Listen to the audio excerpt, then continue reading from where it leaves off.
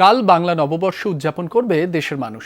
ঢাকা বিশ্ববিদ্যালয়ের চারুকলা ইনস্টিটিউটে পহেলা বৈশাখ উদযাপনের প্রস্তুতি বিষয়ে জানবো সহকর্মী রিয়াজ রায়হানের কাছ থেকে। দিন গড়িয়ে রাত পোহালেই বাঙালির প্রাণের উৎসব পহেলা বৈশাখ। চারুকলায় প্রস্তুতি কেমন দেখছেন?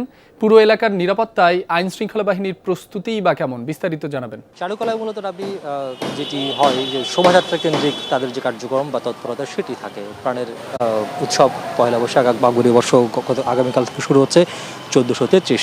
তো সেটির প্রস্তুতি চলছে। শোভাযাত্রার দেখছেন এখানে মূলত যে মোটিফগুলো সাজানো হয় মূলত লোকজ ঐতিহ্য এবং গ্রামীণ বাংলার যেই ঐতিহ্যগুলো সেগুলো দিয়ে এই মোটিভগুলো তৈরি করা হয়। যেই ঐতিহ্যগুলো মূলত শহুরে জীবন অনেকটা ভুলতে বসেছে এবং বেশ কয়েকটি প্রজন্ম জানেই না যে সকালবেলায় কৃষকের ঘুম ভাঙে মোরগের ডাকে বা মানুষের ঘুম ভাঙে, মানুষ তার দিনে যাত্রা শুরু করে মোরগের ডাকে। সেইটিকেই উপলক্ষ করে এটি মোরগের মোটিভ তৈরি করা হয়েছে। পাশাপাশি যে দ্রুততা অর্থাৎ ক্ষিপ্রতা সেটির জন্য সেটি বোঝাতে ঘোড়ার মোটিভ তৈরি করা হয়েছে। পাশাপাশি শান্তির দূত হিসেবে বিবেচনা করা হয় যে পায়রা, সেই পায়রার মোটিফও এখানে তৈরি করা হয়েছে। পাশাপাশি আমাদের দেশ থেকে লোকজ গান বা বাউল গান হারিয়ে যেতে বসেছে বললেই চলে, সেটিকে যাতে আবার পুনরুজ্জীবিত বা নতুন প্রজন্মের কাছে তুলে ধরা হয় সেই জন্যই একতারার যে মোটিভ সেটি তৈরি করা হয়েছে।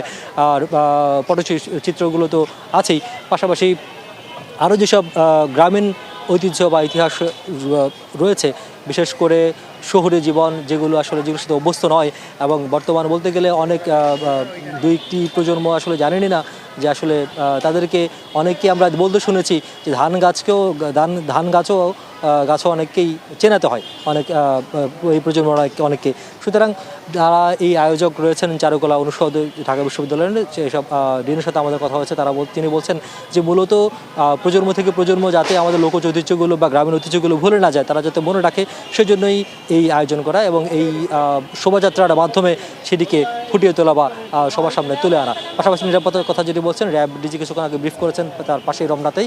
তারা বলছেন যে রমনা বটমূল সহ যেসব অনুষ্ঠানগুলো হবে সারা বাংলাদেশে সেখানে কঠোর মনিটরিং ব্যবস্থা থাকবে এবং সাইবার মনিটরিং থাকবে যাতে কেউ ধরনের কোনো নাশকতা করতে না পারে এবং যদি কোনো ধরনের অনাকাঙ্ক্ষিত পরিস্থিতির সৃষ্টি হয় সেটি যাতে দ্রুত মোকাবেলা করা যায় সেই প্রস্তুতিও নিয়ে রেখেছে আইন শৃঙ্খলা রক্ষাকারী বাহিনীর সংস্থাগুলো। রিয়াজ, আপনাকে ধন্যবাদ।